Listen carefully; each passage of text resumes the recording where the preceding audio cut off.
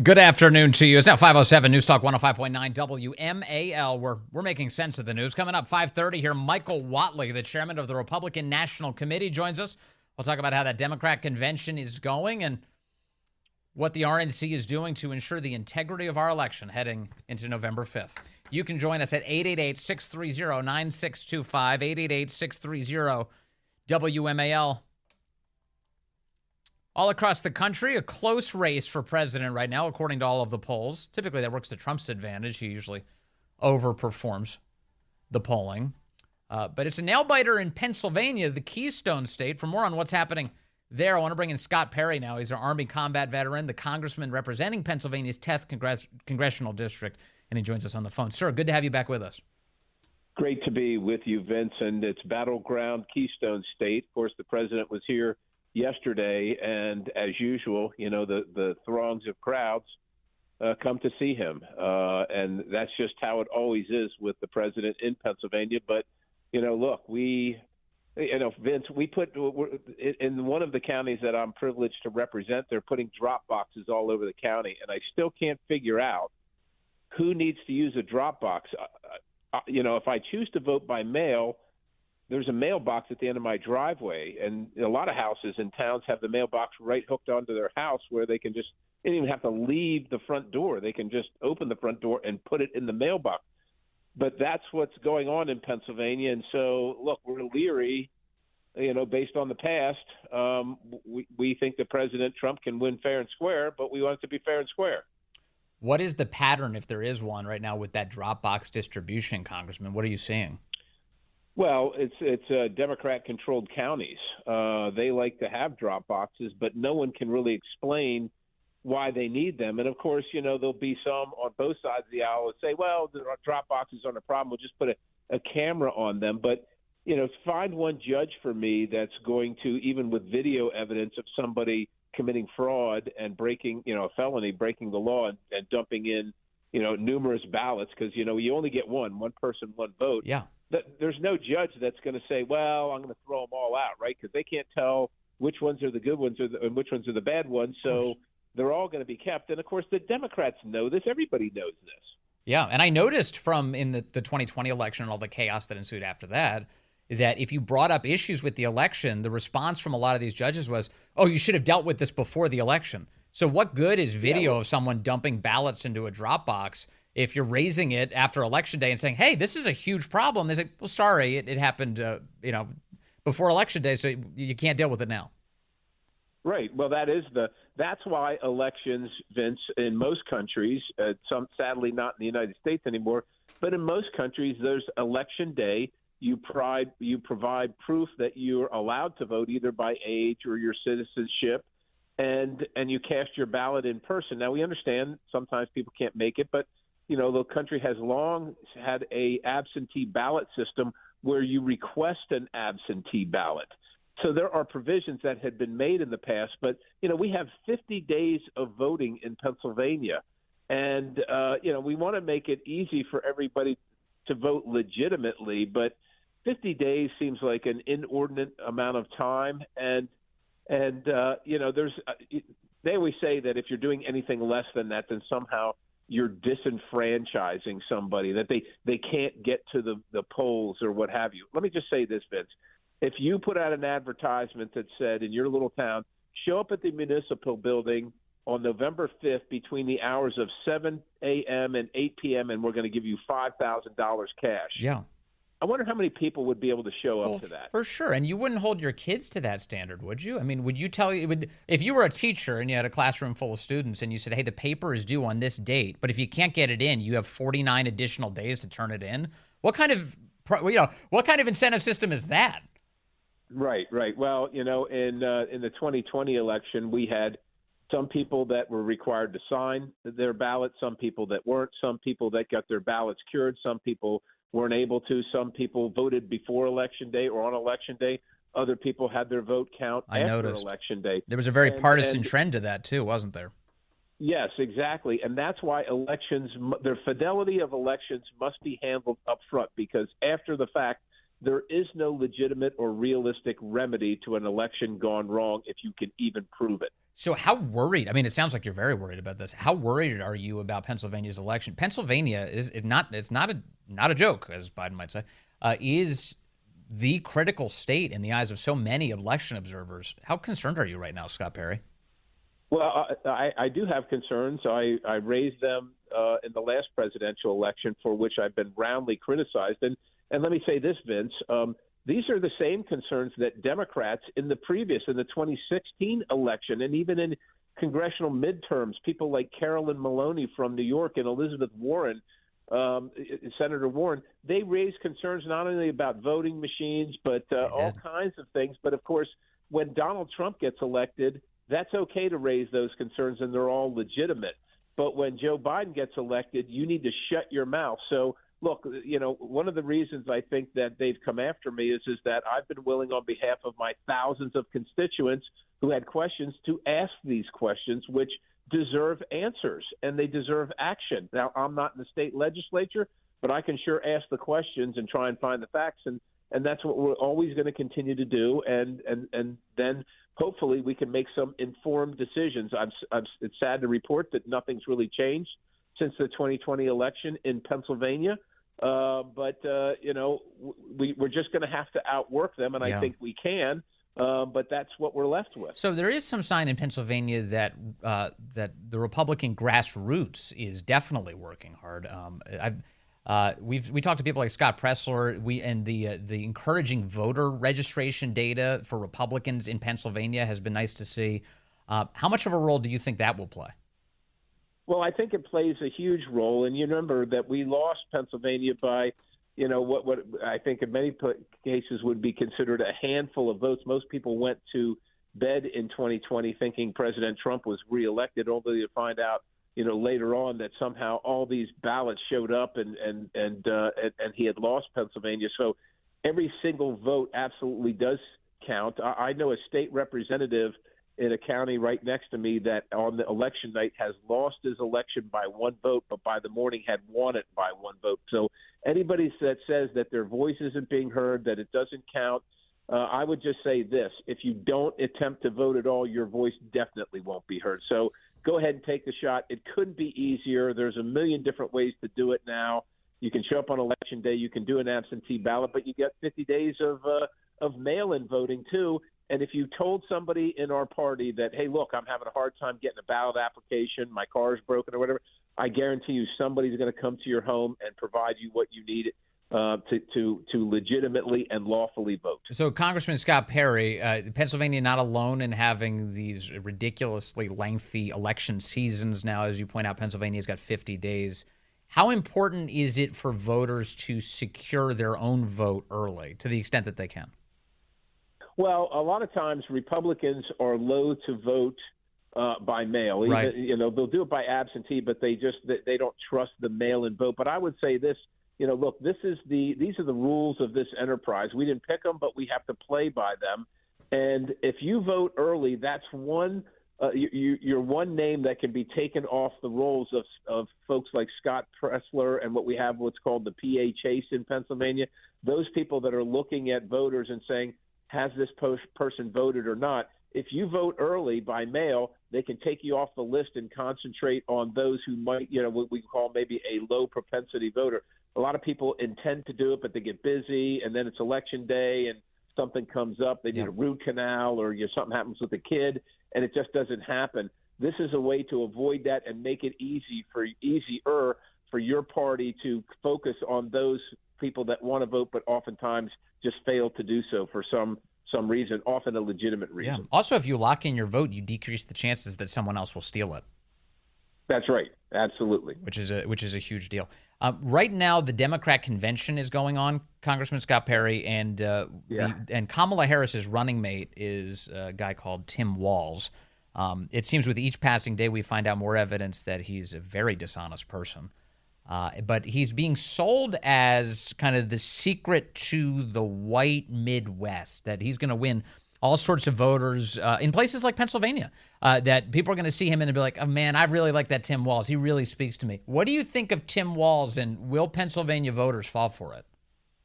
Well, there's some certainly that are going to fall for it, but they're going to fall for any leftist. And Tim Walz is as left as you can be. It doesn't matter if he's from the Midwest or that he served in the military.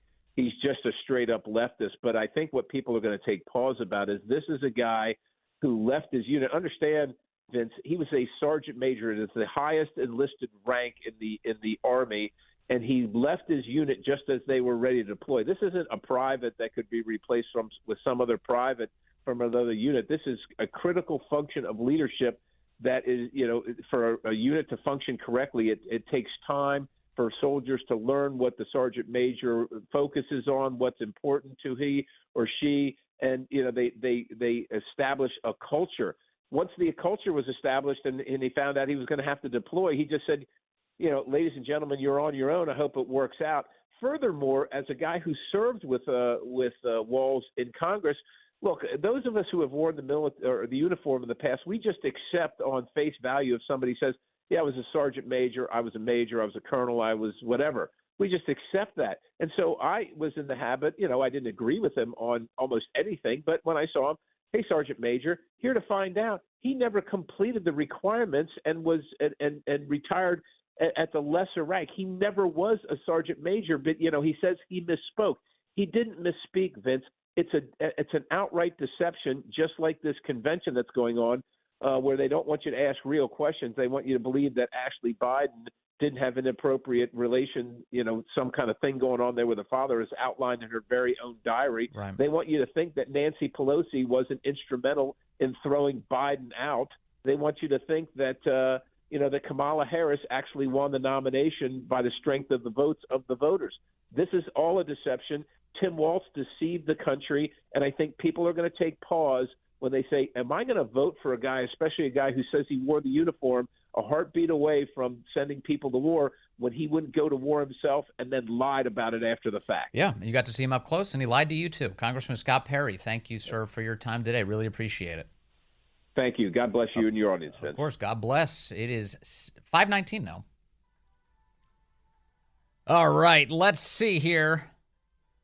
Speaking of Pennsylvania, Chris is calling in from Pennsylvania on line 3. Chris, good afternoon, sir. You're on the Vince Coglianese Show.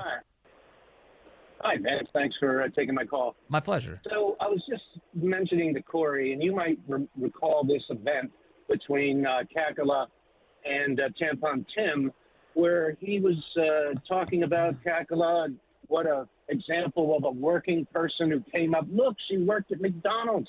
She was the master of the McFlurry machine. Trump can't work a McFlurry machine, and the crowd went wild. Well, I looked it up.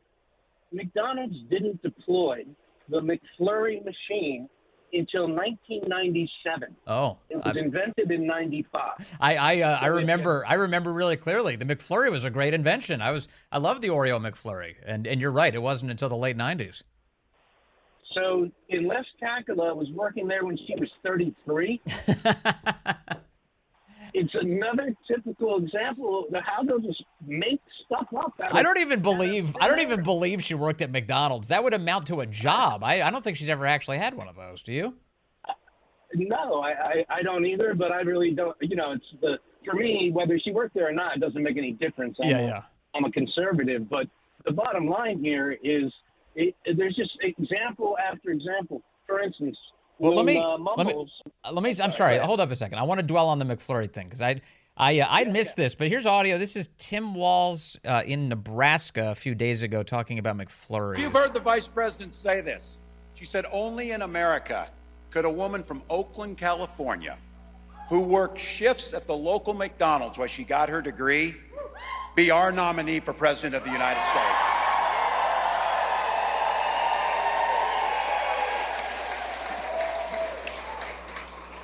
When I heard the McDonald's story about that she's worked at McDonald's, like so many of us growing up, took jobs to get by. Oh, come on. The funny thing to me is, can you picture Donald Trump working the McFlurry machine?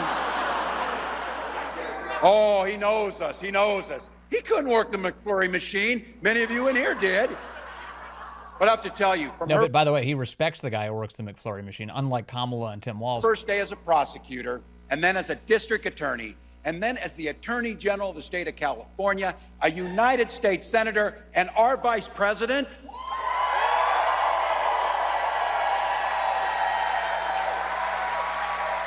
Okay, anyway, that audio doesn't include saying that she worked the McFlurry machine, but man, they're really obsessed with it.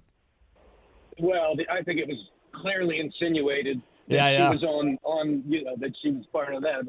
The other glaring one, if I can, real quick. Yeah. So when Mumbles was running for re-election, he gave a speech where he's like, Donald Trump doesn't understand the working man. He's never strapped on boots. And the way that Trump, his dad, taught him the construction industry, he was sending him to job sites to learn the trades. So it's just like this continuous making up of things. It's just disingenuous. Also, there's a reason that working men like Trump doesn't pretend to be them. So, I mean, I say working men, I mean the guys who get dirt under their fingernails. Trump never pretends. He's never pretending. He's always the same guy. He's always wearing the suit. Unless he's golfing, he's wearing the suit. He's got the long red tie. He's the same guy. He doesn't put on airs. He doesn't pretend. He doesn't change his accent. He doesn't try and be somebody else. He's not a shape-shifting chameleon. Meanwhile, Joe Biden pretends he's Lunch Bucket Joe. And everyone can sniff it off him, or at least normal people can. And they're like, that's disgraceful. It's disgusting. Just be who you are. Authenticity matters, doesn't it, Chris? Well, Vince, when you attended Mass and then went to the Baptist church, and before that you were over at the synagogue, and you were raised by the Puerto Rican community, the black community, you marched with Nelson Mandela. I mean, it's like you just jot down all the things that you wish you think people might want to hear. Yeah, it's very confusing growing up in all of those communities. At any given moment, you just break out into whatever the local dialect was. It's weird. It's spinning around in his head. Thank you, Chris. I appreciate it. Yeah, Biden's lied a lot. That's one of the themes. Coming up, we're going to talk to Michael Whatley, the chairman of the Republican National Committee, get his read on how that Democrat convention's going. I noticed the Republicans did a much better job at running their show. We'll discuss that. And also, election integrity. Very important. Good afternoon. It's 5:35 here. News Talk 105.9 WMAL, where we're making sense of the news. You can join us, 888-630-9625, 888-630-WMAL. It's day 2 of the ridiculous Democrat convention in Chicago. It was disaster yesterday, scheduling disaster. They couldn't get anything to start on time. They even did loony land acknowledgments yesterday to talk about all of the different people who had conquered the land they were standing on. But they acted like it was all peacefully transferred.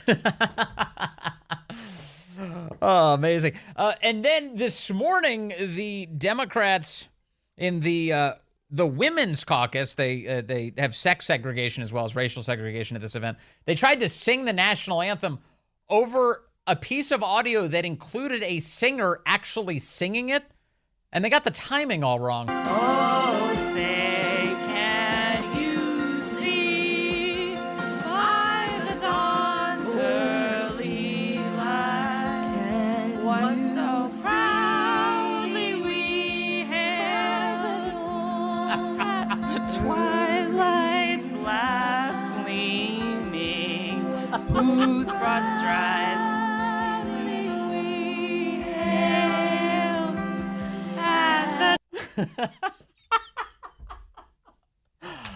Oh, this thing is, if it wasn't so serious, I'd be crying with laughter. Joining us now, the chairman of the Republican National Committee, a man who was involved in a much more sophisticated, much more organized event, the Republican convention. Michael Whatley is here. Michael, good to have you back with us, sir. It's good to be back on with you, Vince. It is. Honestly, it is unbelievable, the contrast between these two events. Just forget the politics of it, just the organization of it, sir. Yeah, from a mechanical and operations perspective, I think we knocked it out of the park. And really our whole design was to create a platform for the speakers to get their message out. And then obviously with all of the speakers, we wanted to make sure that we were using real Americans to talk to every American family and every American voter. And I think over the course of the 4 nights, we were able to really, truly set up that conversation and talk to them about the issues that they care about. What we're seeing right now in Chicago is completely disorganized. And the fact is they don't know what they want to tell the American voters, because Kamala Harris is trying right now to figure out, is she going to double down on her record of failure, or is she going to run away from it? And I think they don't even know today, with her giving a speech in 2 days, what direction they want to go. They just know they don't want to talk about politics the right way. They don't want to talk about policies. They don't want to talk about the issues that the American voters care about. All they want to talk about is, joy and happiness at the same time that they've got protesters breaking down their barriers. The same time they've got Joe Biden in his farewell speech just shouting at the American public, at least those who are still awake. Yeah. I think it really kind of shows you that they're just not ready for prime time. Well, as you point out, the doomed record she shares is with Biden. What did you make of the fact that they had trouble even getting to Biden last night? He finally appears on stage. He concludes after the day had turned to today. He ended on Tuesday morning. And it's a weird send-off for the current president of the United States to have him on such a low-billing night at an unwatchable hour, isn't it? It really is, and I think, frankly, despite all of that, you have to look at his speech as nothing but a disappointment. He had an opportunity to take the high road. He had an opportunity to tell the Democratic Party, thank you. He's been an elected officer for 50 years, to really kind of use this as a swan song. And instead, he just got amped up and shouted, for 45 minutes straight and really, truly was negative throughout all of his conversation, bashing Donald Trump, bashing the Republicans, and never offering a vision of anything other than, his own anger. What do you make of all of the falling in line you're seeing as we watch these Democrats all saying how much they love Kamala Harris now? I feel like it was just like 2 months ago they were saying that she'd be a real liability if she ever became the nominee. It is remarkable that she has gone from 28% approval rating as the VP to now being treated like she's the second coming of Margaret Thatcher.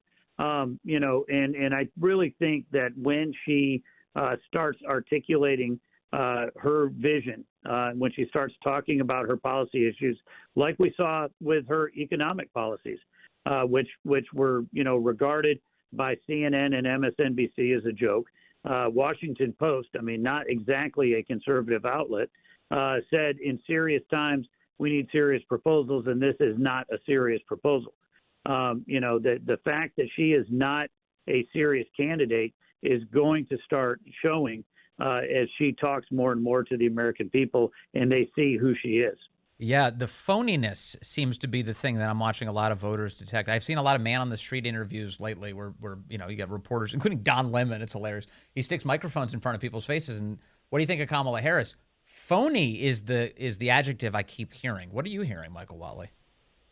Well, I am hearing that. I think when I see it, I see an unserious candidate. She has unserious proposals. She has unserious policy. They're trying to figure out right now, that she was the border czar that spearheaded 94 executive actions that opened up the most secure border we ever had, threw it out the door, invited 10 million illegal immigrants to come across the border, bringing in the scourge of fentanyl and migrant crime. She's the one that broke the ties for the votes, $2.5 trillion in federal spending that we did not need and have absolutely fueled inflation. That's why grocery prices are 20% higher, why housing prices are 20% higher. It costs twice as much to buy the same house today as it did 4 years ago, and gasoline prices are 40, 50% higher. So, she has taken specific actions as the vice president that have led us to where we are today, and now all of a sudden she wants to put proposals on the table that are going to help fix it. I don't think the American people are going to see that and be able to connect those dots. Right, and this is a key point. I'm glad you're pointing it out. It's not just guilt by association, it's guilt by action that Kamala Harris has. Let me move to the election itself, because I know, Michael Whatley, that you are very keyed in on election integrity. We had Congressman Scott Perry from Pennsylvania on at the top of the hour. He's very concerned about all the drop boxes that are appearing in his state. Can you give us an update on how the RNC is grappling with all of this and what you expect leading up to Election Day? Yeah, certainly what we're doing in every state is trying to get rid of the drop boxes and make sure that ballots are going to go into mailboxes. We're trying to make sure that states are enforcing the law that only citizens can vote. If you're not a citizen, you can't vote in a federal election. We're trying to get states to clean up their voter rolls, and we're trying to make sure that where the states have mail-in ballots, that we've got basic protections that are in place for it. So, we're pushing very aggressively with governors, state legislators, boards of elections to get that done. And if not, we're filing lawsuits. I just filed my 100th lawsuit since I took over. Just last week, we're suing the Biden administration, the state of Michigan, over the federal government's efforts to try and register illegal aliens. So, we're pushing very aggressively. I totally agree with Scott. In fact, I literally just had a conversation with him about 10 minutes ago where we were talking issue in Pennsylvania. So I talked to him, and then he talked to you, and now you're talking to me. I'm glad we've closed the triangle. We're all working together on trying to get to the bottom of this. I love that. One of the good stories that we've had in recent weeks on this subject is Governor Youngkin was touting the removal of over 6,000 non-citizens from the voter rolls in Virginia. So in case if a Democrat ever says, there's no evidence non-citizens are registered to vote, well, Virginia just removed 6,000 of them. What are the chances, Michael Whatley, that success can be extended to so many other states across our union? 100%. What we have told every other Republican governor, every Republican attorney general, every Republican secretary of state is you need to follow the lead of people like Governor Youngkin and Jason Miyares, like Frank LaRose, who's the Secretary of State up in Ohio, who's done a fantastic job of cleaning up the rolls up there. But then in addition to that, we've gone to every Democrat and we've said, you need to do the same thing as well. Election integrity should not be a partisan issue. No. Democrats should care that their votes are protected every bit as much as Republicans, that we want every valid vote to be counted. And I think that when that's the case, everybody will have a lot more confidence in our elections. Yeah. I was talking earlier in the program. I had a conversation this week with Tucker Carlson, and and the RNC came up during it because he was concerned about the drop boxes. He said he had received a call from someone who thinks that the RNC is not tackling the urban drop boxes enough because there's people at the RNC who are gun shy about that, apparently. I spoke up on your behalf in the sense that I was like, well, I know Michael Whatley and Laura Trump are very keyed in on election integrity. Can you tell me what is going on with, I know we talked about drop boxes before, but on this specifically, is there any gun shyness when it comes to tackling it, especially if they're in urban areas? Emphatically not. If the state will allow us to put monitors on it, we're going to put monitors on it. If the states will allow us to put cameras on it, we will put cameras on it. We're going to go as far as the state law will allow us in every given state to make sure that we have observers. What we say is we want to be in the room whenever a vote is cast or whenever a vote is counted. And if we're going to have drop boxes, then we want to make sure that we will observe those. Of course, there are some states that won't let us do it. And we're not going to break the law.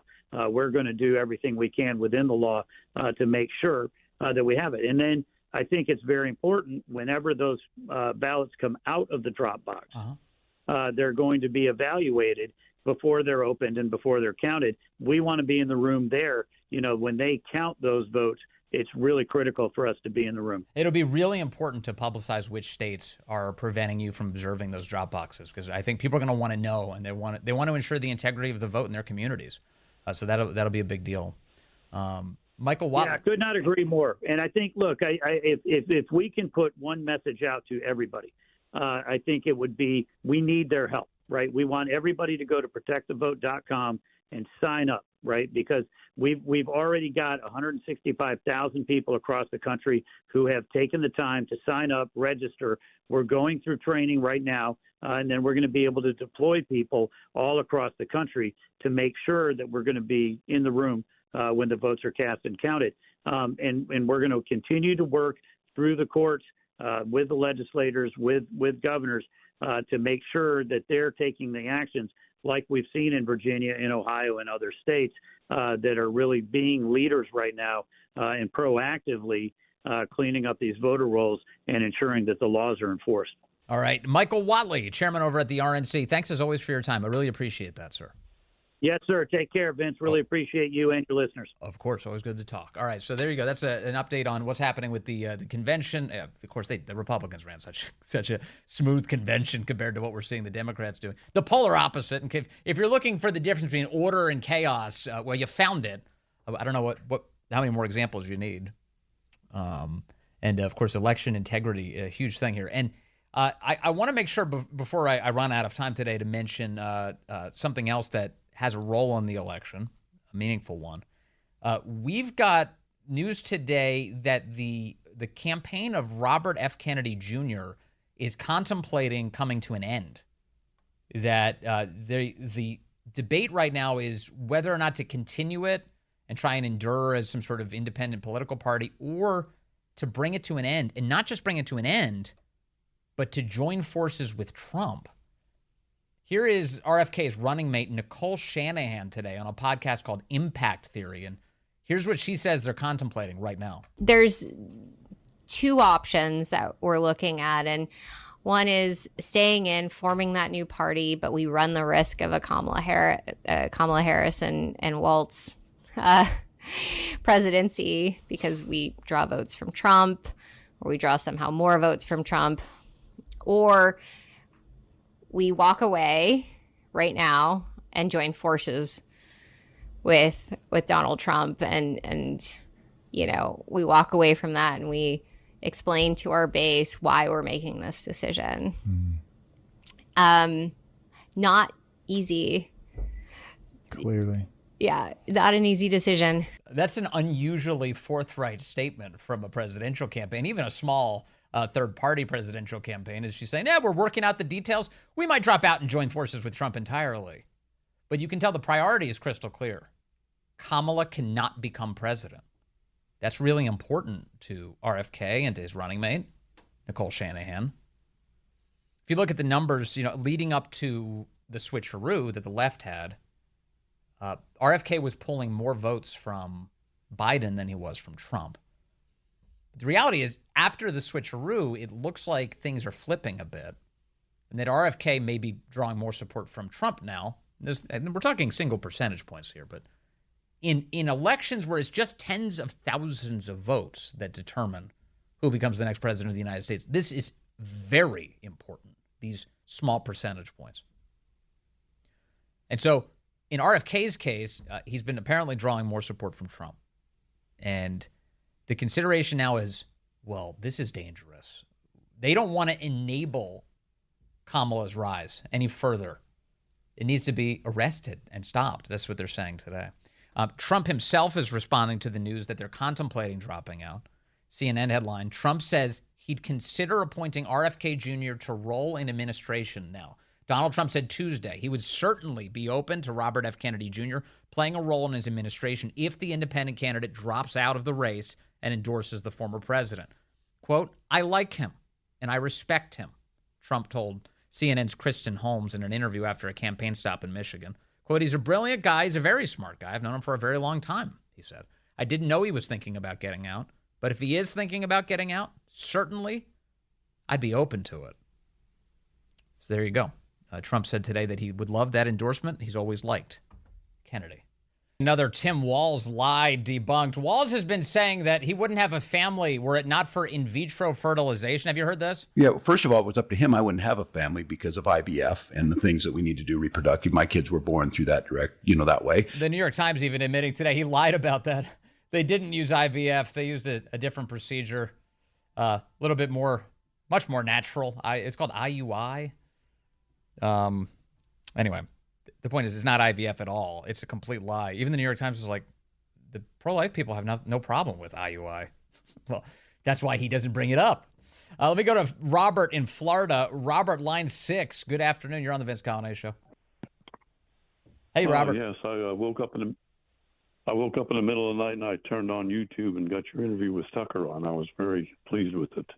You liked it? Yes. Well, thank you. And also, I'm very irked with what's going on in the country, and I just want to say that I believe the guys at Omaha Beach might have made a U-turn if they could have seen 80 years into the future. I know. I think about them a lot, actually. That's a good reference. I think about them a lot. This should be a country worthy of their sacrifice. Robert, thank you. Appreciate you watching that. Yeah, that's up on my X account, on my conversation with Tucker Carlson. It's a lengthy one. Maybe check in on it after you listen to the great one, Mark Levin, coming up next here on the legendary WMAL.